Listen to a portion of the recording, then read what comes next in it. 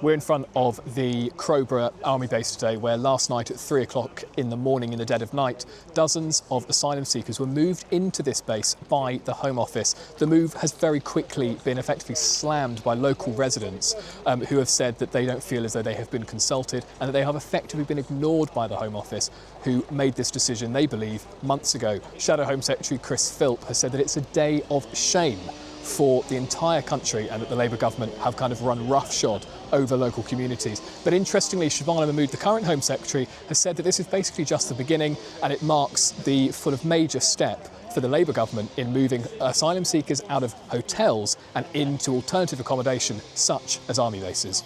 So we're down at the Crowborough base today, where last night, sort of overnight, the first migrants were moved into the base with the Home Secretary Shabana Mahmood saying that basically this was the first of many and they'd be pressing on with that. You're a local resident, your property backs onto the base. What has this move, how's that made you feel? What are your concerns now that this has started and people have started moving in? Well, as you can imagine, we've got huge concerns. I mean, we live immediately behind us here, and our house and garden borders this drive that goes down to the camp here, where 500 plus undocumented young men will have access, free access, night and day to roam about. Our drive is actually about 100 metres down here on the right-hand side. And our lives extend down towards the army camp. We're retired, spend lots of time in the garden, we keep bees, we have a polytunnel, we grow vegetables, and that's all in this area here. And my wife particularly feels very concerned, very vulnerable, that there's going to be all these people, 500 undocumented men, right alongside us, and that number is going to turn over 4 or 5 times a year, because I think they're only there for 80 days. So we'll then have another 500 and another 500. And assuming that the majority of them are going to be, very nice, law-abiding chaps, a small percentage, it's all you need, a tiny percentage of bad apples, it could be disastrous for us. And so, yes, we're very, very concerned about it. Now, obviously, this is a major push by the Home Office to get people out of hotels and into alternative accommodation. Have you had any contact with the Home Office at all over them moving people basically almost into your backyard? Absolutely not. No engagement whatsoever. Not a single leaflet's been put through our door. No one has approached us. We've been to public meetings where the Home Office have been disingenuous, to put it politely. Even up to a week ago, they were saying no decision's been made, while we as neighbours were seeing that they were spending millions of pounds on the camp. Contractors were coming and going every day. New employees have been taking on. We've seen fresh food deliveries, and the Home Office is still saying no decision's been made. And you can see now we've got sort of works being done on the site and people actually coming out of the site now. Absolutely. Has this work been going on for a long time in the background? Oh, yeah, for the last few months. And so it's really opened our eyes to the way that government works, because we're going to get run over. It's sort of opened your eyes to how the government works, that they've kind of made the decision to just kind of crack on. Yes, but they made the decision, obviously, months and months ago. They wouldn't have spent millions of pounds on it. And yet they continue to lie to us, the electorate, in a democracy. It's awful. It really has, as I say, opened our eyes to the way government works, or doesn't work in this case. Could you start with name and title, please? Sure, my name's Andrew Wilson. I'm a councillor on Wealden District Council representing Crowborough South East Ward. And when did you first find out that this site was going to be made operational? Yesterday afternoon. A letter was sent to the District Council, to the leader, deputy leader and chief executive of the District Council yesterday afternoon, and I was sent that letter shortly afterwards. And you've come down here today. Could you tell us a bit about why? I think this has been a topical thing for the town, as you can appreciate, for the last 12 weeks almost now.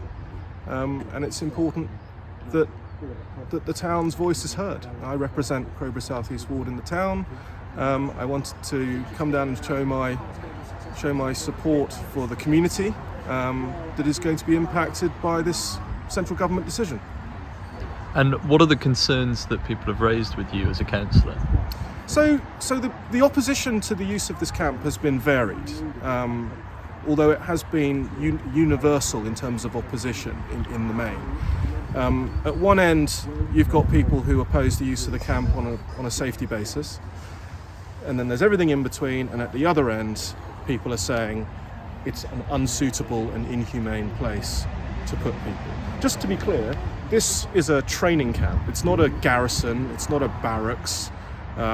It never had soldiers based permanently here. What it did have were cadets that used this site both every week for their parade training and general work, and then more regionally, thousands of cadets would come through this place every year doing training. So we're talking about tens of thousands of young people displaced because the Home Office has chosen to use this site as well, and that's been a very big bone of contention in the town. And what would you say to the argument that these people, they've come across, they're fleeing persecution, and they have to be put somewhere? Well, I don't know that I don't know the individual circumstances of everyone who's come across on a small boat, but if you're able to come to this country on a small boat from France and not through the proper process, then technically you have arrived here illegally. Now, whether they subsequently claim asylum or not is neither here nor there to that question. I would want the government to get control of our borders first and foremost, and then if they continue to fail to get control of the borders, they have to come up with something. But fundamentally, this is a non-detained site, as every piece of asylum accommodation is in the country. There's minimal checks on the people who are arriving on the small boats, and we have seen problems elsewhere in the country. And this will be a non-detained site as well, but it will have 540 people in it rather than 100 or 50 or whatever you might find in an asylum hotel or a house of multiple occupation or an individual property. So the community impact is going to be huge. I mean, if you just look behind you, there are houses literally right behind us. And could you you also mentioned whether or not these conditions would be humane to have people stay in. Could you talk to me a little bit about those concerns as well? Well, I think I don't share those concerns with those people, but we are sitting in one of the highest points in East Sussex. It's very, very cold, windswept in the winter. It's fairly hot in the summer. There's not a huge amount to do, and quite frankly, it looks a little bit like a prison camp, although it is open. And there may be people who've come over on the boats who have been detained in prison camps in places that they've come from, and that could trigger PTSD or something else. I'm not a medical doctor, so I can't comment on that, but I suspect that's where those objections are coming from.